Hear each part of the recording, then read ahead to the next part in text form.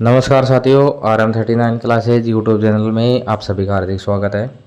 साथियों, ये big update है राजस्थान शिक्षा विभाग की तरफ से। तो इसमें देखिए, लोक जुम्बिश के तहत जो कार्मिक लगे थे, सर्व शिक्षा अभियान में उनके समायोजन का जो रास्ता है वो साफ हो गया है। तो ये बिग अपडेट है और लोक जुम्बिश के जो कर्मचारी थे उनके लिए बड़ी खुशखबरी है। तो ये मामला उनके पक्ष में सुलझा है। देखिए, तो सुप्रीम कोर्ट ने SLP खारिज कर दी है और जो हाई कोर्ट का फैसला है वो बरकरार रखा है। तो उनको शिक्षा विभाग में सर्व शिक्षा में समायोजन का जो रास्ता है वो साफ हो गया है।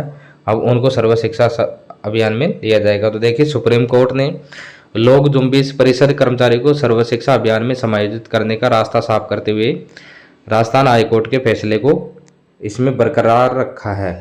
वहीं हाईकोर्ट के आदेश को चुनौती देने वाली Rajasthan council for elementary education व अन्य की जो SLP है वो खारिज कर दी है।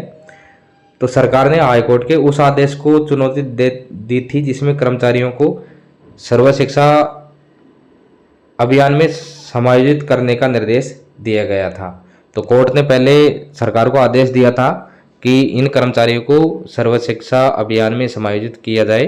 तो इस निर्देश को राजस्थान ने हाईकोर्ट के उस आदेश को चुनौती दी थी। तो इसमें देखिए, जो अधिवक्ता है मरनू मर्दुल, उन्होंने बताया कि सुप्रीम कोर्ट के इस फैसले से 2001 में नियुक्त हुए कर्मचारियों को सरकारी सेवाओं में सभी सेवा परिलाभ सहित नियुक्त किया जाएगा। तो ये 2001 में नियुक्त हुए थे जो लोक जुम्बिश के तहत। तो इनको सरकारी सेवा में सभी सेवा परिलाभ दिए जाएंगे और इनको परमानेंट नियुक्ति दी जाएगी। इसका लाभ 300 से ज़्यादा कर्मचारियों को मिलेगा और उनका नियमितीकरण है सभी सेवा परिलाभ सहित हो सकेगा। तो उनका जो नियमितीकरण होगा और उनको सभी सेवा परिलाभ हैं वो दिए जाएंगे। और इसमें देखिए, राजस्थान सरकार की ओर से दलील दी गई थी कि प्रार्थी प्लेसमेंट एजेंसी के जरिए लगाए गए थे और उन्हें सीधे सर्व शिक्षा अभियान में समायोजित नहीं किया जा सकता। तो राजस्थान सरकार ने ये तर्क दिया था, अपनी बात रखी थी कि लोक जुम्बिश में जो कर्मचारी लगे थे कार्मिक, उनको प्लेसमेंट एजेंसी के जरिए लगाए गए थे, उन्हें सीधे सर्व शिक्षा अभियान में समायोजित नहीं किया जा सकता। जबकि कार्मिकों की ओर से दलील दी गई थी कि वे भी आवश्यक शैक्षणिक कार्य कर रहे थे और उन्हें समान रूप से अवसर मिलना चाहिए। अब जो कर्मचारियों ने अपना पक्ष रखा था, तो उन्हें कर्मचारियों ने ये कहा था, दलील थी उनकी, कि वे भी जो आवश्यक शैक्षणिक कार्य है वो कर रहे थे, उन्हें भी समान रूप से अवसर मिलना चाहिए।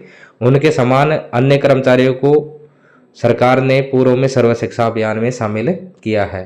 तो उसी प्रकार से जैसे लोग जुम्बिश में लगे थे, उसी प्रकार से जो संविदा पे कर्मचारियों को या किसी योजना के तहत जो कर्मचारी नियुक्त किए गए थे अस्थायी तौर पर, उनको सरकार ने राजस्थान सर्व शिक्षा अभियान में शामिल किया था। तो इसलिए दोनों प्रकार के कर्मचारियों के बीच में भेदभाव नहीं किया जा सकता, क्योंकि जो अन्य जो कार्मिक राजस्थान सरकार द्वारा लगाए गए थे वो भी शैक्षणिक कार्य करवा रहे थे और ये भी शैक्षणिक कार्य हुए। तो ये दलील जो कार्मिक हैं उनकी तरफ से थी। इसलिए प्रार्थियों को भी सर्व शिक्षा अभियान में शामिल करने के वाले हाईकोर्ट के उस आदेश को बरकरार रखा जाए और उन्हें सभी सेवा परिलाभ दिए जाएं। तो सुप्रीम कोर्ट ने कर्मचारियों के पक्ष में फैसला देते हुए राजस्थान हाईकोर्ट के आदेश को बरकरार रखा है।